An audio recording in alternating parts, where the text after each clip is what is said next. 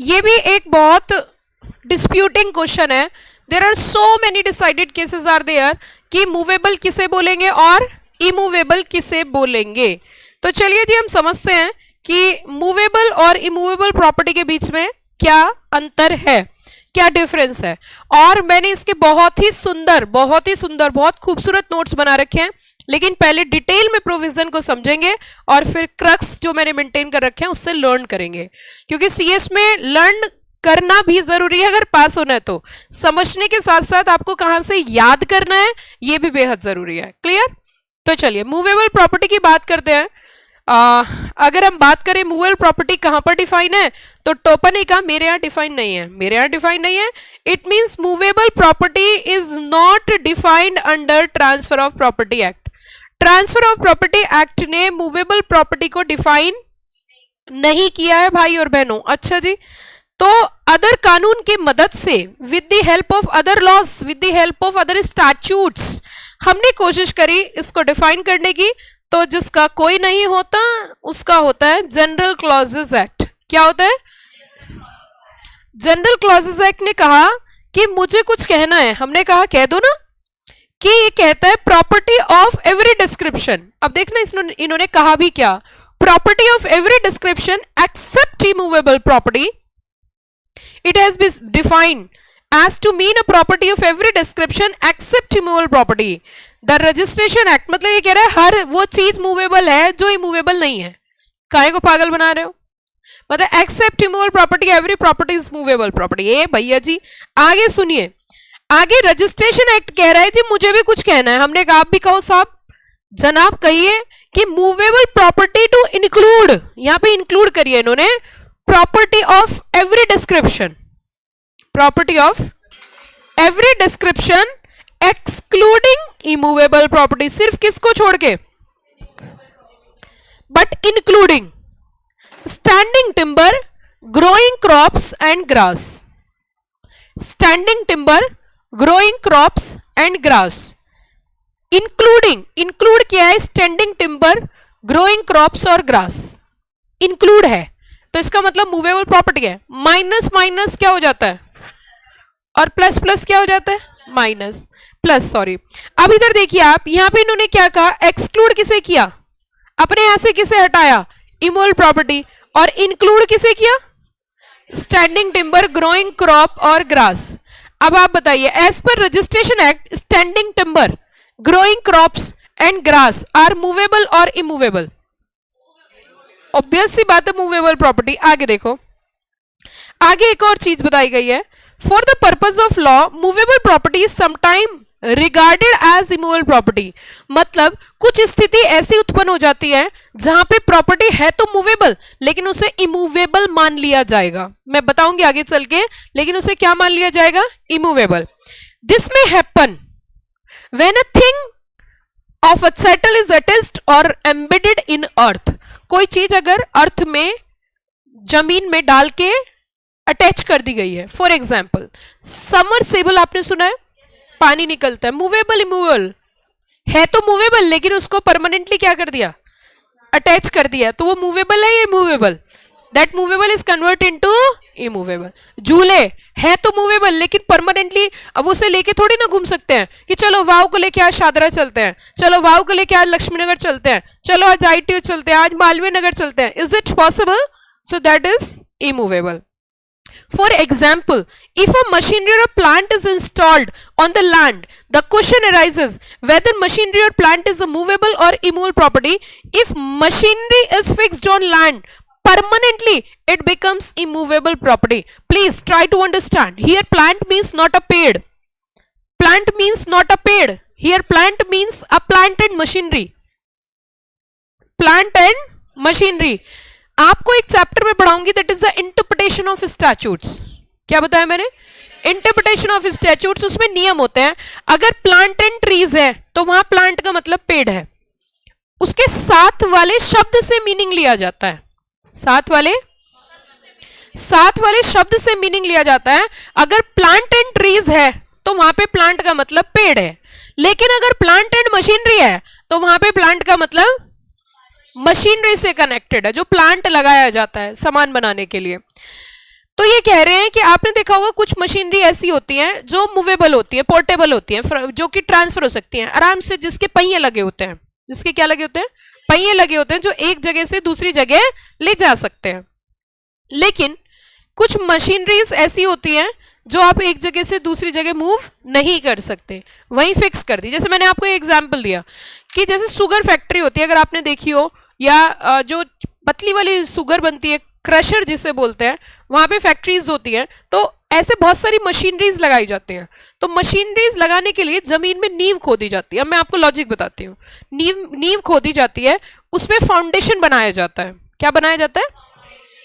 Foundation means what? CS foundation नहीं।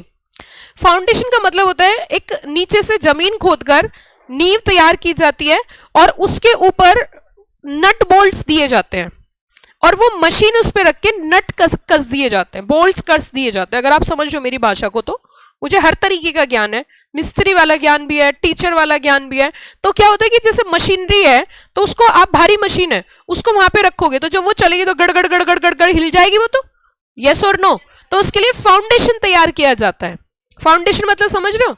अब कोई बच्चा सीएस फाउंडेशन तो नहीं समझ रहा। नींव तैयार की जाती है, उसमें एक ऐसे लंबे वाले स्क्रू डाल दिए जाते हैं। अगर इंग्लिश मीडियम वाले बच्चे समझिए, जो हिंदी बिल्कुल नहीं समझ सकते, it's just like a screw, ऐसे करके निकाल दिया जाता है। मशीनरीज के को रखने के बाद वो स्क्रू टाइट कर दिए जाते हैं। Are you got the point? आपने अगर कभी देखा हो, दूसरा एग्जाम्पल देती हूँ, आपने अगर कभी देखा हो गन्ने का रस, आपने कभी किसी ने पिया है? पिया है गन्ने का रस? तो आपने देखा एक ठेला रखते हैं, ठेला चलता फिरता ठेला होता है, यहां ले जाओ वहां ले जाओ कहीं पे भी। और एक होता है जहां पर पूरी एक मतलब जो जहां पे गुड़ बनता है, शक्कर बनती है, वहां भी कोल्हू होता है। उसको भी एक शुगर का कोल्हू बोला जाता है, मतलब गन्ने का कोल्हू बोला जाता है। क्या बोला जाता है? कोल्हू। क्या बोलते हैं उसे? कोल्हू। और आपकी भाषा में कुछ और बोलता है, I don't know, but I belong from Pashchim Uttar Pradesh, तो मुझे पूरी नॉलेज है। तो वो कोल्हू क्या होता है कि एक तो कोल्हू बिल्कुल ऐसा ही होता है जैसे आप गन्ने का रस पीते हो ना, तो उसमें गन्ना डालते हैं, उसमें से निकलता है रस, ठीक है ना? इसी तरीके का वो बड़े फॉर्मेट में होता है। वो क्या होता है? कैसे फॉर्मेट में होता है? बड़े फॉर्मेट में। यहां तो ये 2 गन्ने लगा रहे हैं, वहां पे एक साथ 12-12, 15-15 गन्ने लगाते हैं और उसमें से रस निकलता है। फिर उसके बाद जो है आपकी जैगरी, जिसे टेक्निकल इंग्लिश भाषा में अगर सुंदर शब्द सुनने तो जैगरी, और अगर बकवास सुनने तो गुड़ शक्कर, ठीक है? Whatever you want to hear, वो आपको अच्छा लगे। तो जो गुड़ शक्कर बनाई जाती है, तो उसके लिए बड़ी वाली मशीनरी सेटअप की जाती है। तो अब देखो, जब उसको बड़ी वाली को लगाते हैं तो उसके लिए भी फाउंडेशन तैयार किया जाता है। इट मीन्स जो चलता फिरता जिसमें आप गन्ने का रस पी रहे हो, वो मूवेबल हो गया, लेकिन जो परमानेंट वहां पे फिक्स कर दिया, फैक्ट्री में लगा दिया, वो क्या हो गया? इमूवेबल हो गया। अब लॉजिक समझ में आ गया? अगली और कमाल की बात सुनना, whereas if machinery or engine or any other thing is fixed on a temporary basis, then it will be regarded as movable property. What is the crux of these points? The crux is mentioned in the crux noting. अभी आपको मैं दिखाऊंगी। अब देखिए यहाँ पे एक case हुआ, डिसाइडेड केस है, तो डिसाइडेड केस भी देख लेते हैं। डिसाइडेड केस कह रहा है, अच्छा क्रक्स में अगर एक लाइन में हम समझे मूवेबल और इमूवेबल प्रॉपर्टी में, हमें एक बात समझ में आई कि sometime movable property is also termed as immovable. कब? जब भी कभी मूवेबल, जब भी कभी कोई मशीनरी, जब भी कभी कोई प्लांट परमानेंटली जमीन में अटैच कर दिया जाएगा, तो उसको भाई और बहनों इमूवेबल बोलेंगे, उसको मूवेबल। मैंने आपको झूले का एग्जाम्पल दिया, मैंने आपको कोल्हू का एग्जाम्पल दिया। आगे चलते हैं। Thus the owner of piece of land installed a bone mill along with machinery being held by iron bars. वही बता रहा है ये जो मैंने आपको बताया, which have been dug. Dug का मतलब होता है जमीन की खुदाई करना, to a considerable depth, then it is permanent fixture and will become immovable property. इसने बिल्कुल वही बताया। मैंने आपको लॉजिक भी बता दिया कि जो चलता फिरता कोल्हू है वो छोटा सा है, वो छोटा सा है, लेकिन जो बड़े वाला कोल्हू होता है उसका साइज बहुत बड़ा होता है। इतना बड़ा, कितना बड़ा, इतना बड़ा होता है उसका साइज। उसमें एक साथ 20-20, 25-25 गन्ने लगते हैं। यहाँ पे 2-3 गन्नों को वो जूस निकालते हैं ना, तो 1 बार, 2 बार, 3 बार, 4-4 बार लगा के, वहां पे एक ही बार निकलता है। इतना टाइम नहीं होता कि 3-4 बार उसको ऐसे किया जाए। तो वो हमने इमूवेबल समझा, ये भी यही बोल रहा है। Similarly a machinery is installed on किसके प्लेटफॉर्म पे? Cement platform held in position by being attached to iron pillars fixed in the ground was held to be a annexation made by person who hold the building as well as the machinery. बहुत decided case है भाई और बहनों, और decided case का crux यही है, अगर कोई भी वस्तु आपने ध्यान में रखते हुए हमेशा हमेशा के लिए जमीन में गाड़ दिया है तो वो हो गई है इमूवेबल, और अगर आपने उसे परमानेंट अटैच नहीं किया जमीन से तो वो हो गई है मूवेबल। क्लियर या ऑल क्लियर? समझ आया कि नहीं आया भाई और बहनों? आ रहा है? आगे चले, अब सुनो, अब आगे चलते हैं इमूवेबल प्रॉपर्टी। आपके हिसाब से क्या immovable properties defined under TOPA act? क्या इमूवेबल प्रॉपर्टी टॉपा में डिफाइन होगी कहीं पर? बताइए, क्या इमूवेबल प्रॉपर्टी डिफाइन होगी? इमूवेबल प्रॉपर्टी टॉपा ने कहा जी ले अपनी जिंदगी, टॉपा में कहीं पर भी इमूवेबल प्रॉपर्टी डिफाइन? चलो तो अब देखिए इधर, it is defined in negative sense. अच्छा हाँ, इमूवेबल प्रॉपर्टी के अंदर कवर नहीं होगा, इमूवेबल प्रॉपर्टी के अंदर कवर नहीं होगा स्टैंडिंग टिम्बर, ग्रोइंग क्रॉप्स और ग्रास। ये तो हम ऊपर भी पढ़ के आए हैं कि स्टैंडिंग टिम्बर, ग्रोइंग क्रॉप और ग्रास आर मूवेबल प्रॉपर्टी। तो इन्होंने कहा हम एक चीज कहना चाहते हैं कि क्या कि बात यह है कि इमूवेबल प्रॉपर्टी में कवर नहीं होगा स्टैंडिंग टिम्बर, ग्रोइंग क्रॉप और grass. Standing timber are tree fit for use for building, repairing house, there is an exception to general rule. आगे जनरल क्लॉजेस एक्ट कह रहा है जी, मुझे भी कुछ कहना है, हमने कहा आप भी फरमाइए। Immovable property but not exactly, immovable property shall include, ये देखिए कमाल की बात, land benefit arise out of land and anything attached to the earth, permanently fasten to anything attach to the earth. इसने बहुत पॉइंट की बात कही और मैं इसी के ऊपर आपको बहुत सारे एग्जाम्पल दे सकती हूं। आप मुझे बताना, इसने कहा कि अगर जमीन से जुड़ी हुई कोई वस्तु है और उससे अगर कोई बेनिफिट आता है, अगर उससे भी कोई बेनिफिट आता है तो वो भी इमूवेबल प्रॉपर्टी में कवर कर लिया जाएगा। बस यही बात हमने पकड़ ली, और आप मुझे अब जरा बताना कि वो मूवेबल है या इमूवेबल है। ठीक है, बताओगे? आप मुझे बताइए, मैं आपको एक एग्जाम्पल देती हूं। जो बच्चे सो रहे हैं ना सोए, सोने के लिए पूरी रात बाकी है, घर जाकर 5 बजे सो सकते हैं। सोने वाले बच्चे ध्यान दें, थोड़ा सा गुनगुना पानी पिए, ठीक है? सोने के इरादे से ना आए तो सुनिए जरा, मान के चलिए जमीन है, खेत है, फार्म हाउस है और वहां पे ट्यूबवेल है। क्या है वहां पे? अब ट्यूबवेल में क्या होता है, एक पड़ोसी का खेत है, उसके पास 5 बीघा जमीन है, तो और जो फार्म हाउस है उनके पास 100 बीघा जमीन है। तो जिसके पास 5 बीघा जमीन है वो फार्म हाउस वालों से बोलता है कि जनाब, क्या बोलता है कि जनाब आप हमें कुछ देर के लिए अपनी ट्यूबवेल का पानी दे दिया करो। हमने कहा जी क्यों? जी हमारे सिर्फ 5 बीघा जमीन है और 5 बीघा जमीन के लिए हम ट्यूबवेल हम किराए पे लेंगे। हमने कहा जा जी ले अपनी जिंदगी। अब हमने क्या कहा, कोई दिक्कत नहीं, 500 रुपए घंटा लेंगे, ट्यूबवेल का पानी 500 रुपए घंटे के हिसाब से हमने चार्ज किया। एक दिन में 10 घंटा चलेगा, 5000 रुपए दे देना। ठीक है, मतलब मुद्दा कुछ ज्यादा ही चार्ज बता दिया मैंने, इतने ज्यादा नहीं होते। अब देखो बच्चे ना मुझे इतनी बुरी तरीके से देख रहे हैं कि इतना महंगा पानी चार्ज करोगे आप।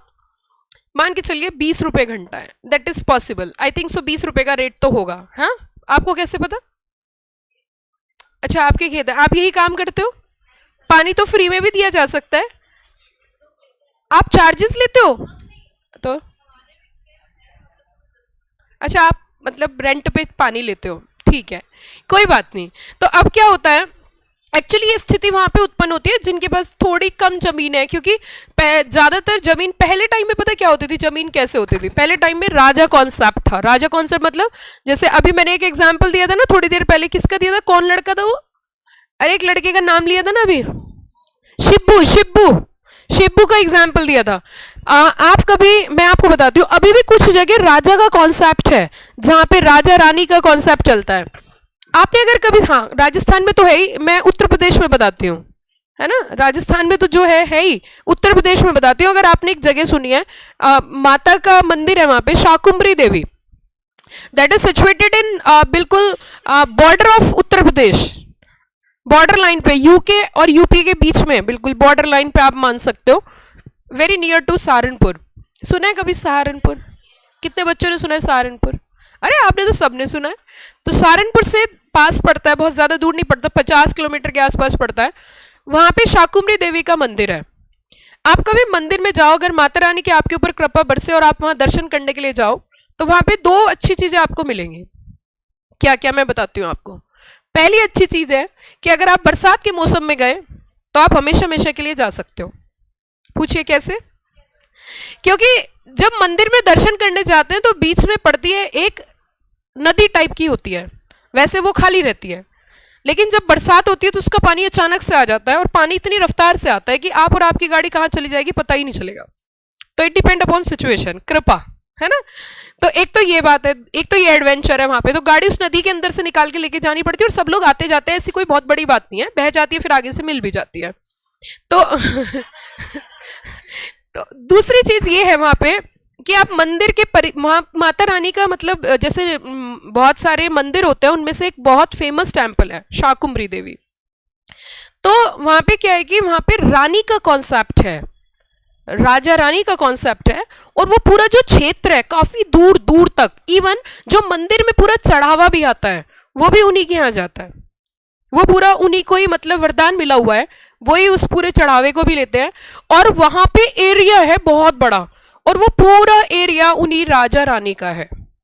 तो वहां पे राजा कॉन्सेप्ट लगता है। अब तो धीरे धीरे एक्विजिशन हो रहा है, लेकिन बहुत सारा एरिया था और वहां पे राजा रानी का कॉन्सेप्ट होता था। तो पुराने टाइम में क्या था कि जमींदारी सिस्टम भी था, राजा रानी का कॉन्सेप्ट भी था। अब धीरे धीरे step by step generation gap होता गया, और वो हजारों बीघे में से चलते चलते गजों में आके कन्वर्ट हो गया। ये सोरनो, अब तो दिल्ली में किसी का 500 300 200 गज में भी अगर घर है तो वो तो राजा है भाई। यस और नो।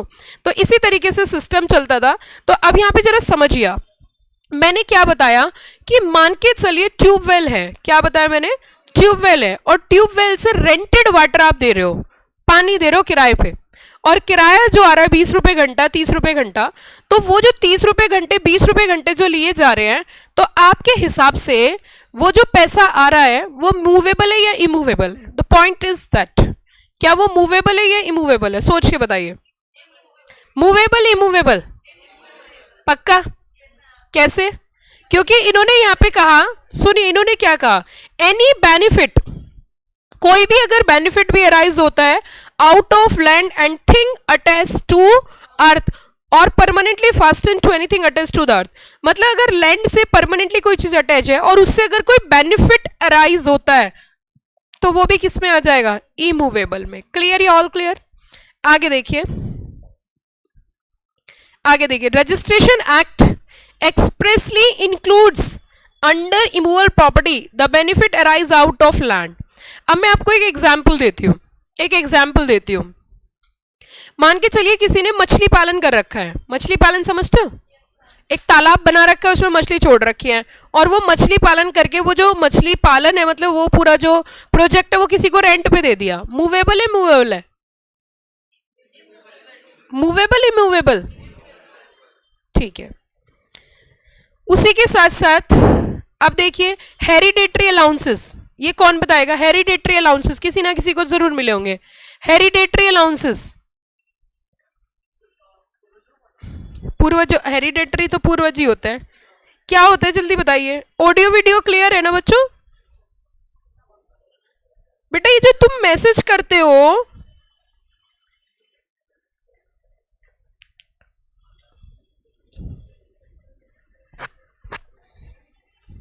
एक बार लाइव स्टूडेंट्स बताना जरा।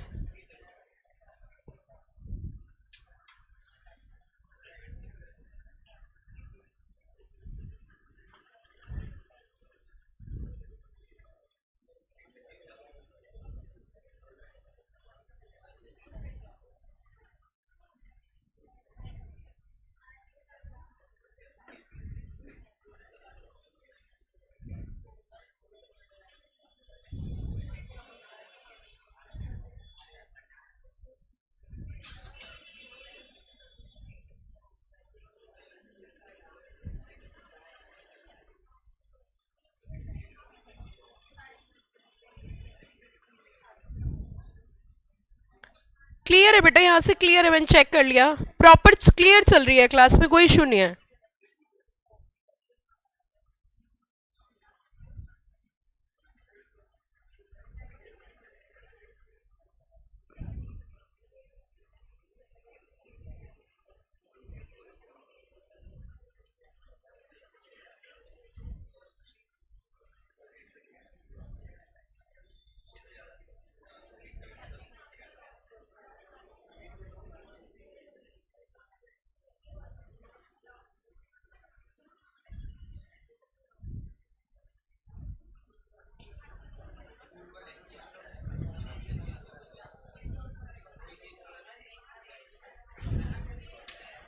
चलिए बेटा, बेटा प्लीज, नहीं क्लियर है बेटा, लाइव स्टूडेंट्स प्लीज।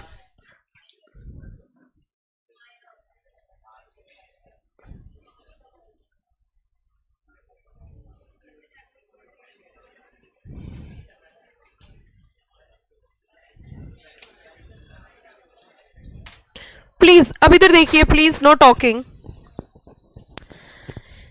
यहां पे ये कह रहे हैं कि जो आपकी, जैसे आप मछली पालन करते हो, मैंने आपको एग्जाम्पल दिया, पानी का एग्जाम्पल दिया, इस तरीके की चीजें जो भी लैंड से कनेक्टेड है इमूवेबल प्रॉपर्टी, और उससे आपको कोई बेनिफिट अराइज हो रहा है, तो वो भी किसमें कवर कर दिया जाएगा, इमूवेबल प्रॉपर्टी।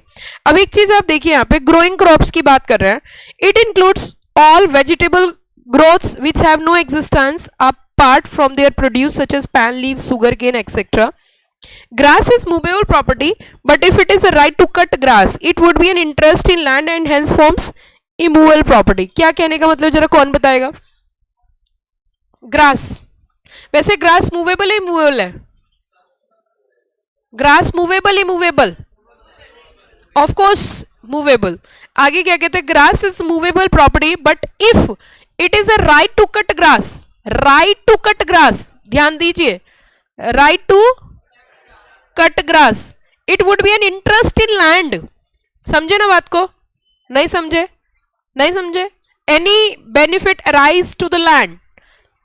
अब कट करने का राइट तो राइट हो गया ना, तो राइट क्या हो जाएगा, इमूवेबल। यस और नो? कट करके बेचने का राइट क्या हो जाएगा, इमूवेबल। वो तो उसने पहले ही बोल दिया, कोई भी ऐसी चीज जो लैंड से कट करके जो राइट आ रहा है वो किस में आ जाएगा। इसीलिए तो कोर्ट में इतने सारे केसेस हैं इसके ऊपर, मूवेबल इमूवेबल के बीच में अंतर करने के लिए कहीं पे प्रॉपर डिफाइन नहीं है। तो बहुत सारे डिसाइडेड केसेस जहां पे यही डिफरेंस क्रिएट करते हैं कि what is the difference between a movable property and a immovable property. अब मैं आपको एक लाइन में बताती हूं। अब मैंने जितनी भी चर्चा आपके सामने की, बहुत सारे पॉइंट हमने यहां पे कवर किए। एक मिनट बेटा, एक मिनट बस मुझे कवर करने दो, मैं फिर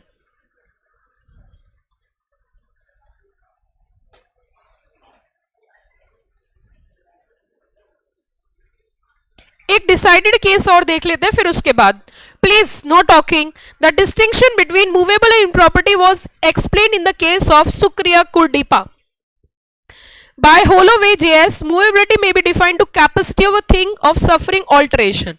Please no talking.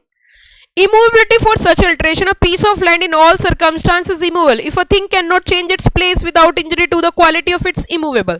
Certain things, trees attached to ground are also long, they are attached immovable. Sewer has been affected, they become movable. अब मैं यहाँ पे एक बात और बताती हूँ, अभी डिसाइडेड केस है। मूवेबल इमूवेबल के बीच में अगर आपको अंतर करना है, अगर कोई भी ऐसी वस्तु है जो कि हटाने के बाद, लैंड से हटाने के बाद अगर उसकी शेप चेंज हो जाती है और उसकी ओरिजिनलिटी खत्म हो जाती है तो वो मूवेबल है, और अगर कट के अलग नहीं हो सकती तो वो क्या है, इमूवेबल है।